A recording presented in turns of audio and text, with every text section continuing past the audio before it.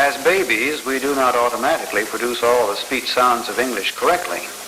Speech sound mastery takes time, and the process is an orderly and predictable one.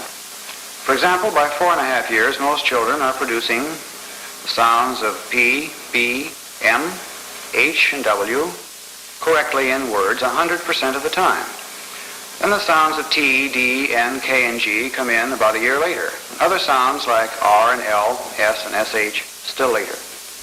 Ordinarily, by the time a child is 8, we expect his articulation to be mature. But some children don't learn that fast. We're going to present a series of cases showing articulation problems at various age levels. The first case we're going to show is a 5-year-old boy who is not making correctly some sounds that most boys his age have mastered. However, his errors are inconsistent, and he's progressing well. He's benefiting from speech therapy. Peter, I have some pictures to show you this morning. Let's look at these for a minute. What do you see here? What's this? Baby chickens. Yes, baby chickens. And what's this? A girl. And what is your school? Puck. What school do you go to? Duck. And this is a What? teacher? Yes, like a teacher. And what's this? What? And what's this? Why? I want to tell you a story, Peter, about a jack-o'-lantern, and you do it with me.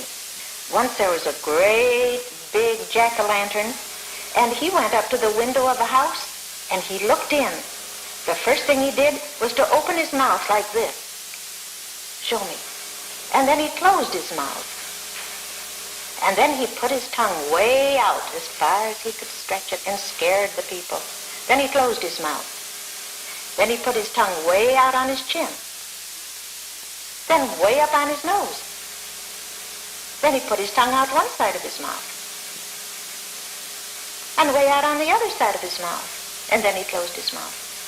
Then he opened his mouth up way wide, and he scared the people this time. He went like this. Fast. Faster.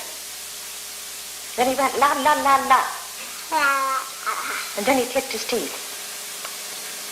And then he closed his mouth, and he walked away. The next boy is older, and his articulation problem is more noticeable. His errors are more consistent. Also, apparently, he's beginning to react to his problem, and he's apparently cultivated some speech mannerisms, such as his rapid rate, in an attempt to disguise the problem that he's embarrassed about.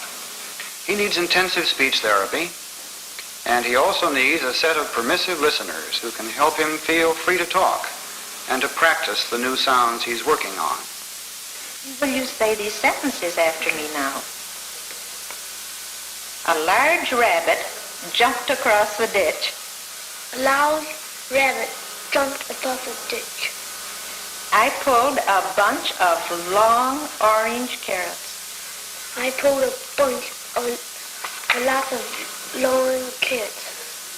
What's your favorite sport, Michael? My favorite sport is baseball. And I remember one time, this year I was playing on shortstop. I was in a pop-up. I was thrown over under it, and just when I, just almost got to poke me and got to that hit the ball, I double out of it. From birth, our cries and our speech attempts are repetitious. Especially when children are about 3 or 4, their parents are likely to hear many repetitions of words and sounds in the speech of their youngsters, especially when the children are eager to talk or when they're competing for the floor. An anxious parent or teacher or someone with high speech standards may become concerned over what he erroneously considers to be imperfections in speech.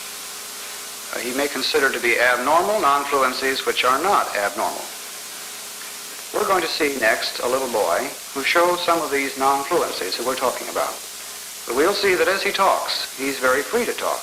He isn't even conscious of the non-fluencies in his speech. Tom, what is that show, Rocky Jones? Oh, it's got Rocky Jones and Winky, that's his partner, and Bobby, he's boy about my size, and then there's this girl, I can't remember her name. Mm-hmm. What do they do? I've never seen the show. Oh, they come on Saturday mornings around 9 o'clock or so. Mm-hmm. What's it all about? Oh, it's about, spaceships and planets, where people are in trouble, captivity and all that stuff. Mm-hmm. Say, at school, do you do work on your speech? Yes, every Thursday and Tuesday and Thursday we go up to the speech room at 11 o'clock for speech for about a half an hour. What are you working on? A J sound. More important in such a case than how a child is speaking is how the listener is listening. If the listener brands such non-fluency as stuttering and reacts unfavorably to it, he may well convey his attitude to the child and create in the child anxieties about his non-fluency. We'll see in the next child that he is more self-conscious about his non-fluencies, and when he starts to have trouble on a word, he fights it a bit. You were telling about the Captain Kangaroo program. Would you tell a little more about it? Yeah. What happens? There's this funny little bunny rabbit. He's a puppet. And he always plays jokes on the captain. What kind of jokes? Like Mr. Green Jeans is coming in, and this is this invisible well, and so Captain Kangaroo, he dips a bucket of water out, and then The adult stutterer we see next has over the years developed many fears and anxieties and avoidances. We'll see him react with much struggle and tension. We'll see him contort his face. We'll see him anticipate the approach of certain words and react by postponing the speech attempt and by using synonyms. Some advanced stutterers show struggle and avoidance reactions so strong as to seem compulsive. Will you give us your name, please? Yes, my name is Peter McCabe. Peter McCabe. How old are you, Peter? I'm 22. Mm-hmm. And where are you from? Hermosa Beach, California. I see. What kind of a speech problem do you have? Well, I would call myself a secondary stutter. Had this problem quite a while? That's right, I have. Are you better off now than you have been in the past? I am, because I've had previous speech therapy. I see. Where'd you have that? Well, I had it in the Army at Walter Reed Army Hospital. And are you receiving speech therapy now? That's right, I am. Mm-hmm. Would you show us how you used to stutter when you were bad? All right, fine. My name is Peter McCabe, and I spent 3 years in the United States Army, having traveled to Japan. In cleft palate cases, rehabilitative procedures, whether they be surgical, orthodontic, or prosthodontic, have a common goal, namely the development of an oral mechanism adequate for the production of intelligible, acceptable speech. In the following case, we'll see that where surgical procedures fail to accomplish the goal. Would you give us your name, please? Martha Van Slendite. And what is the nature of your speech problem? Cleft palate. You were born with a congenital cleft of the palate. When did you have surgery, you know? When I was about 2, I think. Mm-hmm. And do you know how your speech was as speech developed following the surgery? You mean sounds? Mm-hmm. How did it sound? Nasal. Then you've had some further help with your speech. Could you tell us about that? Well, I was fitted with a speech appliance, and I had speech therapy. And your present performance is the result of some months, I suppose, of speech therapy A few months, about 4 or 5. with the appliance. Would you take out the speech appliance for us, please?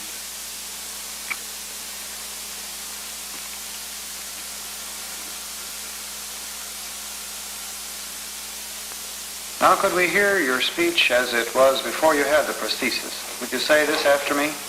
The quick brown fox jumped over the lazy dog. Quick brown fox jumped over the lazy dog. Splash, Splash, split, split, statistics. statistics. Now, would you put it back? Let's try those same words again. Statistics, Statistics, splash, splash, split. split. The quick brown fox jumped over the lazy dog. The quick brown fox jumped over the lazy dog. It's quite a dramatic change. Are there still some words or some sounds that give you trouble now, do you think? If I talk too fast, and like that last word I said, statistics, doesn't come out always. Here we have a view of the palate with the prosthesis removed. Will you say ah for us, please? Ah, Again, louder. ah.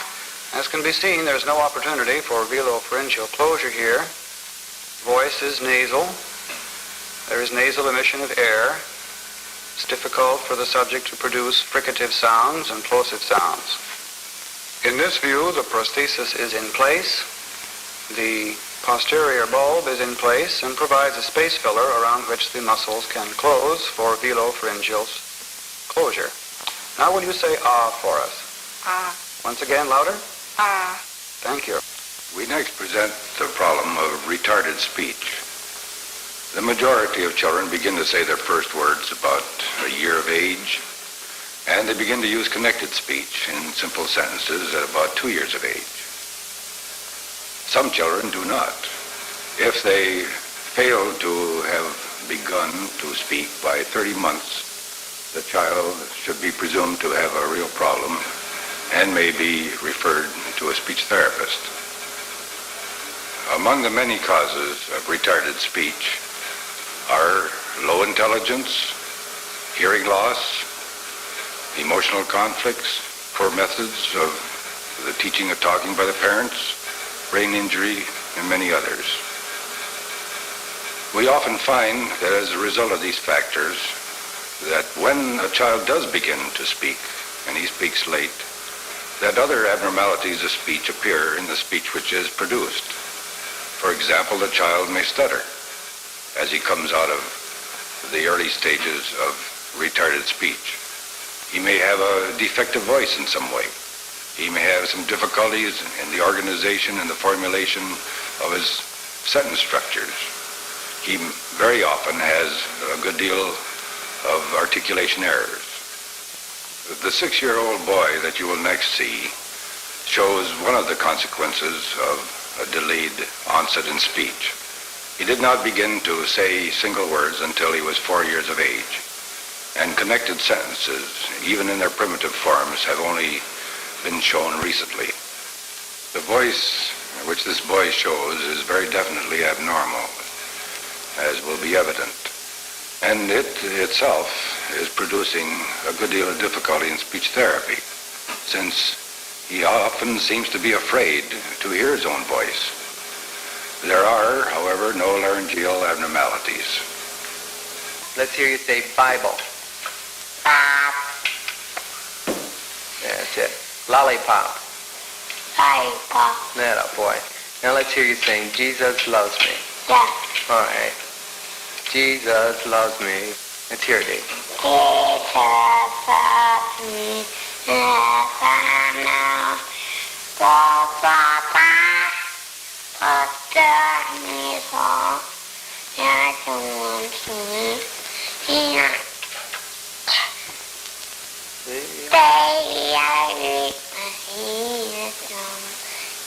Okay, Dave. Now you want to talk just like Bob does now? No, it's good. Oh, no thank you? Yeah, no. Nothing good, Bob. No thank you, Bob. Listen to me now. Say what Bob says. And just like Bob says it, we're going to go to the store. I'm going to the store. Our next child was similarly delayed in speech, And he shows the problem of jargon. Very often, the number of articulation errors in these children is so excessive that the speech is almost entirely unintelligible. He has had some speech therapy, and you will be able to understand some of his isolated speech, but you will not be able to understand some of the connected utterance. David, did you just get something at home? Mm-hmm. What was it? A little dog. What's its name? A dog? Tell me what he looks like. He's white, and it isn't a real one, a toy one. He's not a real one? No, he got it and he walk. I see. Our next child, who has a history of delayed onset of speech, shows the etiology which has been diagnosed as brain injury resulting in aphasia.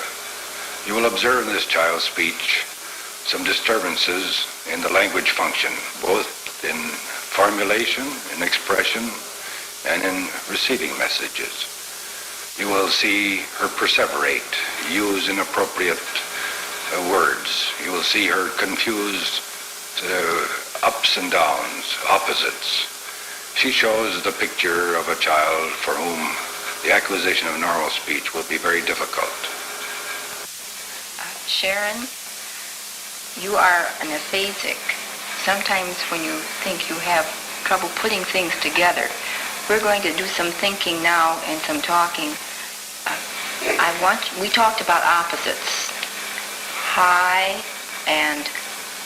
Oh. Mm-hmm. What is the opposite of mother? Can you think? This is something we practiced on. Father. Father. Up. No. I showed you with my hand. Down. All right. What is the opposite of asleep? When you are not asleep, what are you? Down. Down. You are awake.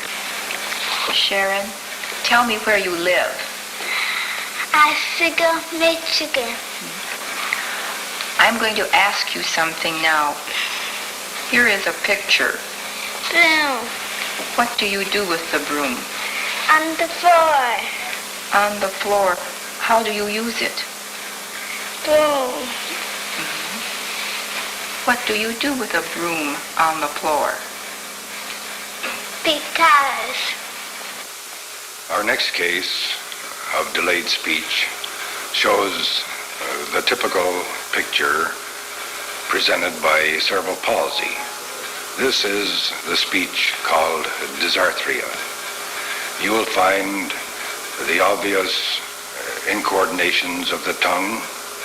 You will find her difficulty in maintaining a posture.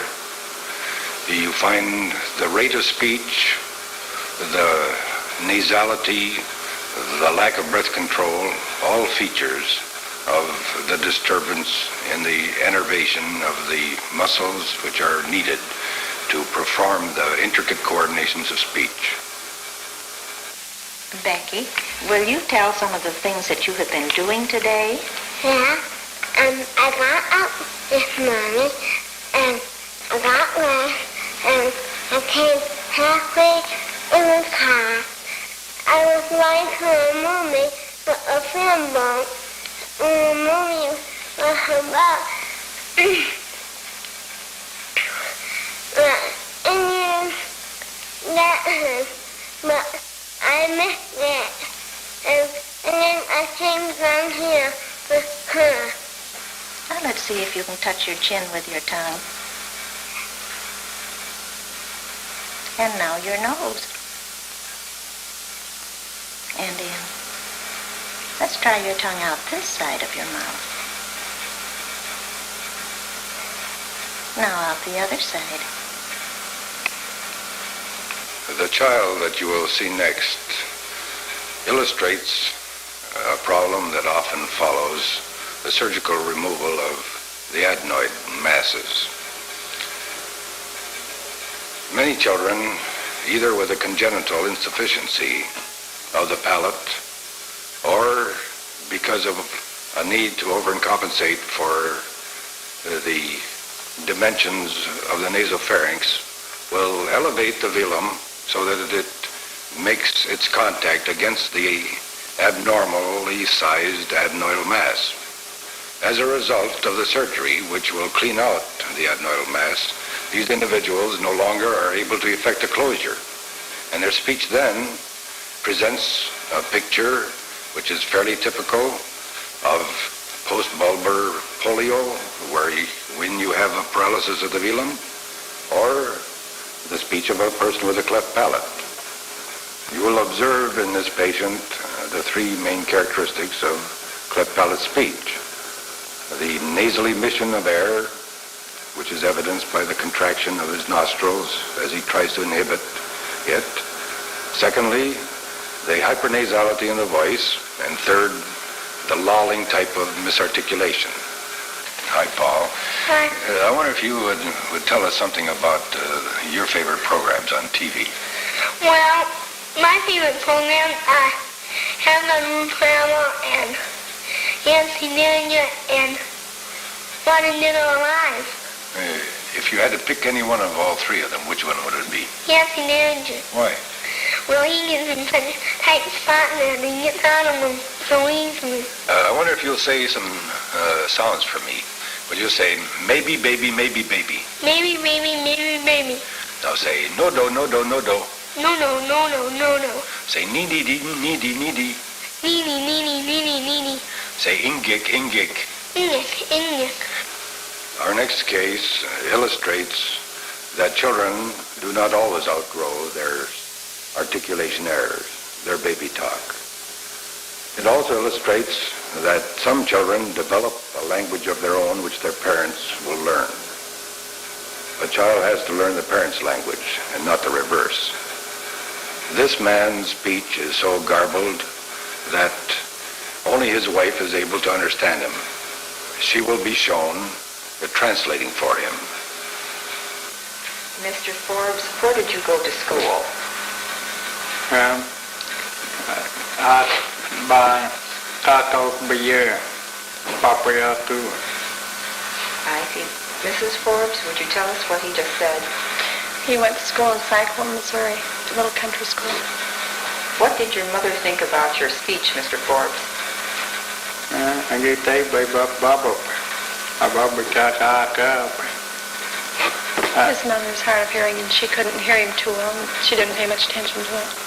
Tell us about your job, Mr. Forbes. Hallo, Bubble Brake, Papa. At bad, Bubble at the gate. Bubble broke it, got the car up, ik bekow at, ik bekow it, broke 88 up at that. Piggy pay broke, you had to keep a good gay. Take the gate, Papa did the cake. Had it too good, yeah. Cape be over, yeah, Rick, but over. He works at the Michigan winery in Pawpaw, and last week they've been running grapes. They've been pressing through the pressing season.